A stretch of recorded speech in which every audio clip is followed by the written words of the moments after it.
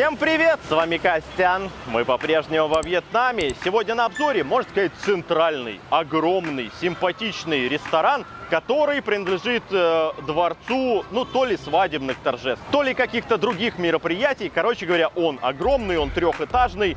И мы решили, что можно и в ресторанчике здесь посидеть, проверить. Тем более, что у них есть отдельные VIP-комнаты, где нам никто не помешает. Потому что на первом этаже происходит вакханалия из детей. Там просто невозможно протолкнуться. Как говорится, первое впечатление, оно самое главное. И вы знаете, здесь оно какое-то двоякое. Во-первых, когда я открыл меню, которое у нас уже и забрали после заказа, я обнаружил, что ценнички там, дай боже, знаете, дешевле 250 позиций практически нет. То есть за самое какое-то днищенское блюдо 250 тысяч донгов. И второе, это то, что TTC это одна из крупнейших сетей отелей во Вьетнаме вообще в принципе. Но здесь меню абсолютно на вьетнамском, нет ни словечка на английском, а во-вторых, персонал тоже не в зуб ногой по-английски. Поэтому, знаете, вот нам уже потихоньку всякого подносят. Мне пришлось обратиться к Туин. Она чего-то назаказывала. Вы знаете, у нее вырвалось такое вот выражение. В этом месте это просто спуск денег. Waste money. Вот и посмотрим. Потому что она говорит, блюда те же самые, а ценники очень высокие. Глянем. Может быть, качество у них будет крутое. Все-таки Гранд Отель, знаете ли. Первым у нас приехал салат с овощами, морковкой и свиньей. Это, очевидно, грудинка. Здесь самое главное – это вопрос. А внутри-то есть свинья? О, еще и креветки, ты посмотри. Ничего себе.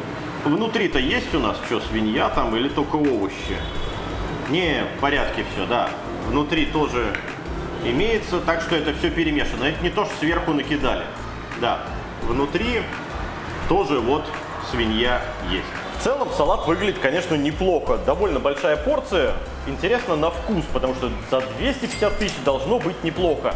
Надо сказать, первый раз я встречаю такой ингредиент в этом салате. Что это, не знаю. Это довольно симпатичный хрустящий овощ, который пропитан соусом всего салата. Давайте так все вместе и заценим.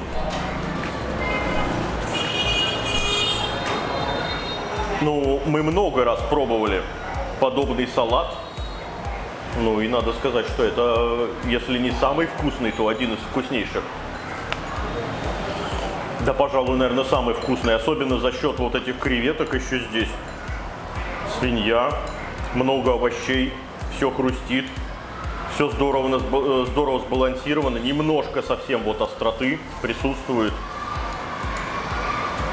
Пока что это уровень. Давайте по итогу. Не знаю уж сколько там было креветок, но креветка свежая, хорошая. Баланс соблюден. Это гамма, это вкусно. Порция приличная. Здесь не на одного человека. Один человек это, я думаю, даже может быть и не осилит. Но это очень вкусный салат. Вопросов нет. Другое дело, что 250 тысяч. Здесь, как говорится, решайте сами, смотрите сами. Но если деньга карман не жмет, это смело можно брать. Роман, наваливай, пробуй и твое мнение. Само собой, вот этот хлебушек здесь не просто так. Эти лодочки предполагается использовать как тарелочку, а потом, собственно, вот так кушать. Роман, пока я это грызу, твое мнение. Это креветочные чипсы. В общем, мне понравилось, да, мы много раз этот салат заказывали, но здесь он лучший по 3 параметрам. Во-первых, по количеству, во-вторых, потому что очень хорошо соблюден баланс вкусов. И самое главное, здесь очень богатое наполнение именно по количеству ингредиентов. Свинины, креветок. Значит, у нас мнение с Ромой в данном случае сходится. Один из лучших салатов, который мы пробовали вот в этом виде. Ехать сюда чисто ради него точно нет. Но посмотрим, что нам принесут следующее. Если и все следующее нас будет так удивлять, тогда, может быть, и имеет смысл заехать. Следующие у нас приехали спрингроллы. Можно сказать, попсовое блюдо, но, честно говоря, без спрингроллов здесь никуда. Это зажаристые, не знаю уж как на вкус, Но их много где здесь подают. Стоят они ровно так же 250 тысяч. Хотя Ромка вот засомневался даже, хотя я у официантки уточнил, вот это вы принесли? Она такая, да, значит стоит должно 250 тысяч. Ну ничего, после всего этого, если я где-то ошибся, то в финалочке вот здесь вот их цена появится. Давайте пробовать. Соус к ним тоже подается.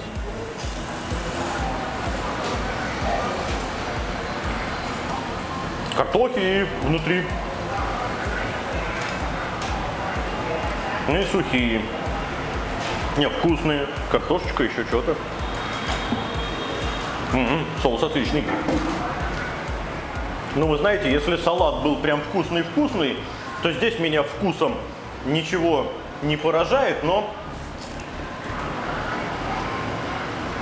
у них еще какой-то медицинский вкус внутри.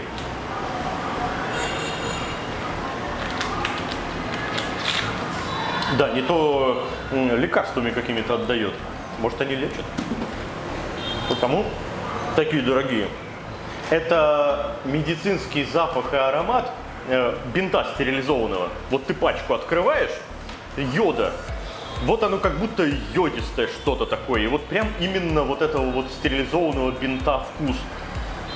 Но это немножко странная тема, потому что кроме вот этого йодистого вкуса плюс картошки, наполнения, я ничего и не почувствовал.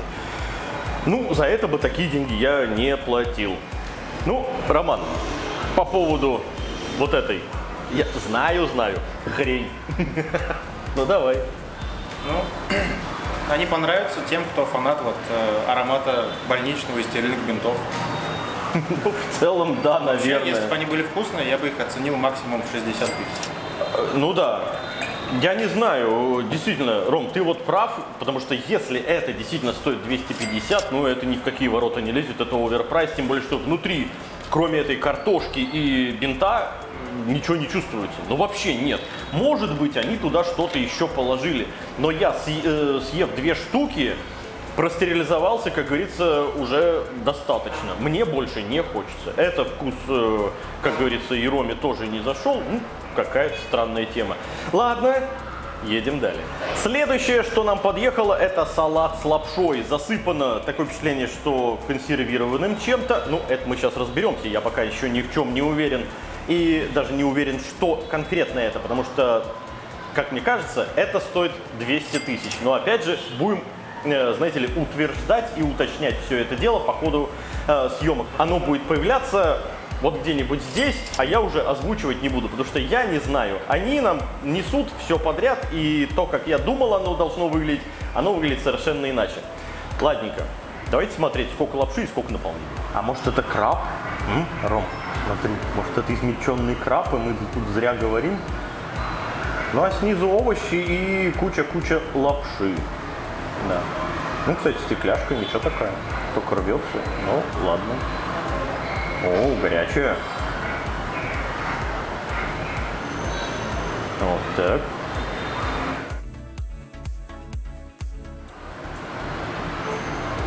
И вот так. Это на курицу. А может и курица, черт его душу знает. Для начала попробуем ту самую обсыпку. Что это?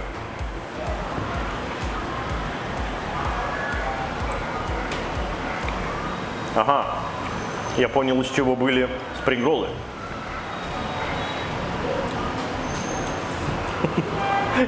Из неизвестного чего-то йодистого. Окей. Ну и теперь попробовать вот это все вместе.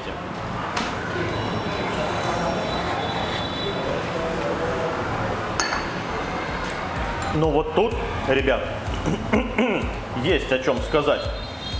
Дело в том, что это необычный вкус, но не ужасный, не противный и не такой однозначный, как с теми спрингроллами. Горькая трава, послевкусие горечь. Но это довольно интересное сочетание, потому что здесь прям много намешано, и я жевал в целом с удовольствием. Но то, что это зайдет далеко не каждому, это тоже точно так же точно. Это, как говорится, экспериментальное такое блюдо. Я хочу вот до конца еще тоже попробовать побольше вот с этим. Но это горький салат. Я его назову так. Горький салат со всяким измесом. Черного перца очень много. Даже жжется. И я вот одного не пойму. Нет, это горечь не та, которая, знаете, от китайской капусты, которая прогорклая. Нет. Это прям такая горечь другого плана. Ну-ка.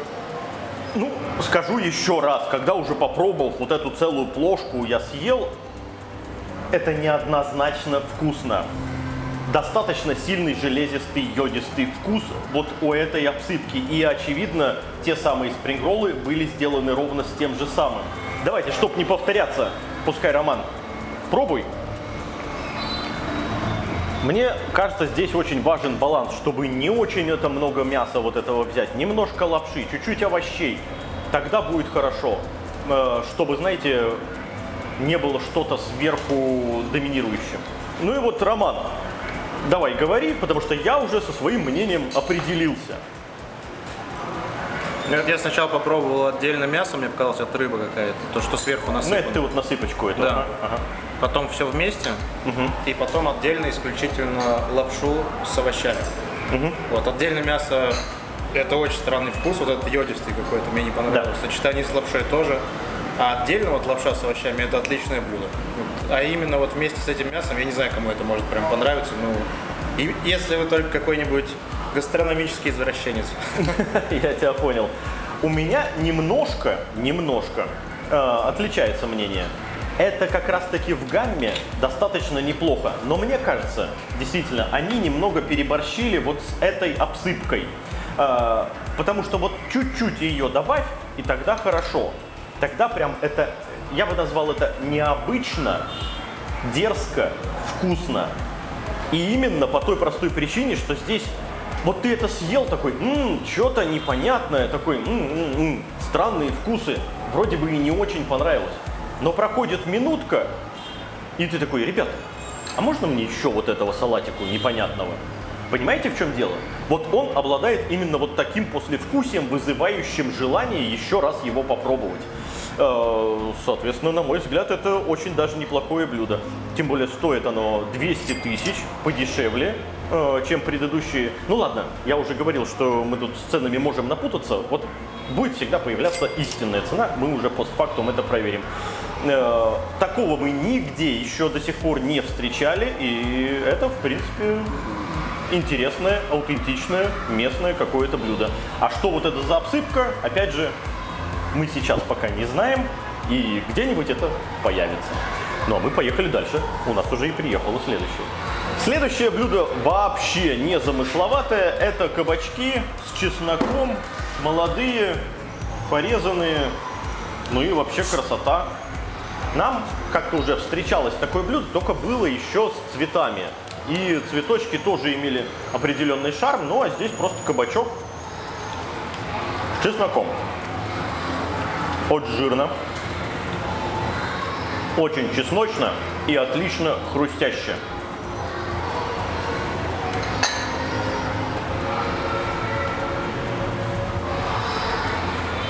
Вот эту штуку на стол подать, чтобы каждый себе, значит, по чуть-чуть положил, как гарнирчика, вот это будет здорово. Единственное, до чего я здесь докопаюсь, очень много масла. Если из-под низа кабачок берешь, то он прям такой масляный. А в целом, отличное блюдо. Стоит 150 тысяч. Опять я говорю, да? Короче говоря, вот такую тарелочку на стол для всех, это просто отлично, здорово. Если ни у кого противопоказаний к вкусу чеснока нет, то это здорово и хорошо. Пожарили отлично, остался кабачок хрустящим, можно было даже еще чуть-чуть более хрустящим его оставить. В целом никаких претензий. Роман?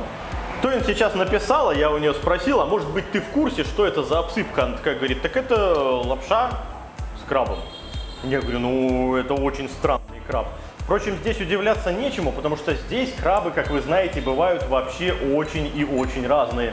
Помимо малюсеньких каких-то, которые на рисовых полях пресноводные бегают, заканчивая каким-нибудь stone crab, который мы пробовали на острове Фукуй, и это действительно очень необычный, но, кстати, довольно вкусный.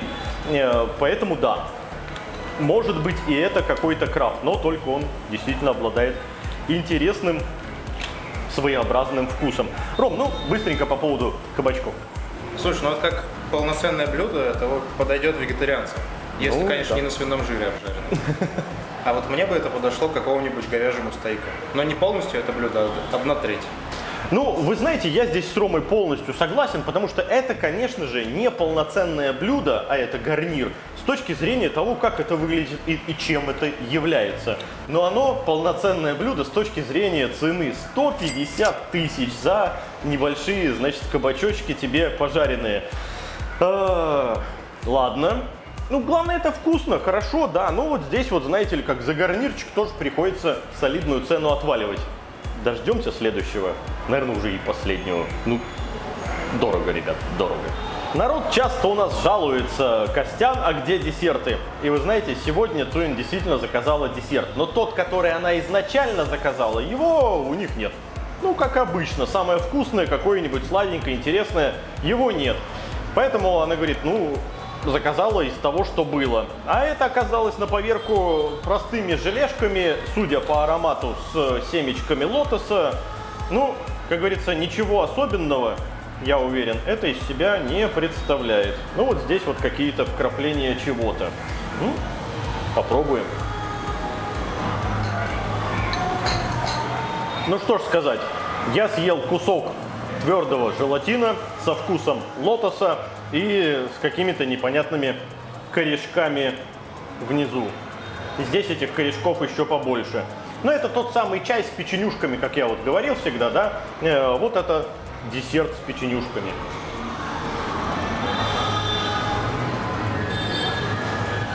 Это чуть-чуть отличается, мне он нравится больше, потому что здесь вообще вкус простецкий, элементарный. Здесь вроде он посложнее, здесь как будто бы еще действительно зеленого чая добавили. Так как я не особый любитель сладкого, мне, честно говоря, ну так. Ну, я бы одну штучку, может быть, и съел, если бы вот на стол подали вот это. Но учитывая, а я точно не знаю, там 150-200 тысяч, как обычно, это примерно столько и стоит. Ну, за эти деньги это слишком простой десерт, как я думаю.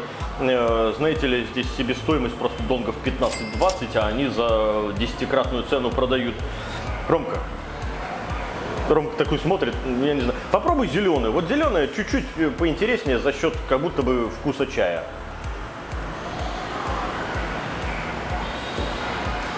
Потому что вот это вот, ну, она совсем простецкая и, знаешь, просто лотос как бы и все. А там внутри вроде бы чего-то есть. В общем, это стандартный вьетнамский десерт, который нравится только вьетнамцам. Если вы любитель десертов, вы это просто выплюнете. Это есть невозможно. Ну вот на Ромин взгляд, есть это невозможно. Как видите, я это прекрасно съел и даже что-то в этом нашел. Честно говоря, это не настолько ужасно, как Рома говорит. Ну да, вкус своеобразный. Вкус того самого лотоса. Мы его перепробовали много раз. Вообще, честно говоря, насчет этого лотоса нужно заступиться, потому что существует отдельный ресторан. Между прочим, с мишленовской рекомендацией, вот здесь ссылочка появится, кто не видел, где все блюда построены вокруг того самого вкуса лотоса. Понимаете? Поэтому Рома здесь, я уверен, достаточно одинок в этом суждении. Что ж сказать, хотелось бы попробовать больше блюд, но возможности, к сожалению, у нас нет.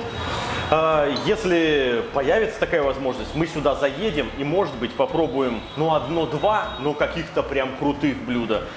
Сегодня Туин написала, что это зряшно потраченное время и деньги, зачем вы сюда приехали. Ну вот давайте подведем итог. Что ж сказать, вы знаете, я бы не был столь категоричным, как говорит Туин, но это достаточно попсовое место. Заезжая сюда, конечно же, вы получите неплохого качества кухню. Это да, однозначно здесь готовить умеют. И блюда есть необычные. Но что касаемо ценников, ну да, вы приезжаете, отдыхаете, здесь отель прямо, это крупнейшая компания из этих отелей. И, соответственно, давайте, вот так вот расчехляйте свой кошелек и тратьте деньги. Мне бы очень хотелось здесь попробовать еще другие блюда. Именно понять, насколько хороша кухня. Если доведется, в следующий раз приедем сюда и закажем, не знаю, каре какого-нибудь ягненка или там говядины какой-нибудь стейк, если это, конечно, есть в наличии. И вот тут-то могла бы быть действительно крутая проверка кухни. Ну а пока что получилось так, набегом. Ну а с вами был Константин, для подписчиков Костян. Всем пока. Хочется еще разочек это местечко проверить. Даже не знаю почему, честно говоря. Вот просто не знаю. Уютненько, наверное. Знаешь, вот как бинт вот этот стерильный распечатал и съел. Только вместо ткани у тебя будет картошка, а вкус ровно тот же самый. Что? Нет. Мы зачем комнату взяли? Не для этого же. А я надеюсь, у них не общая вот эта хреновина. Это второе было, сейчас будет третье.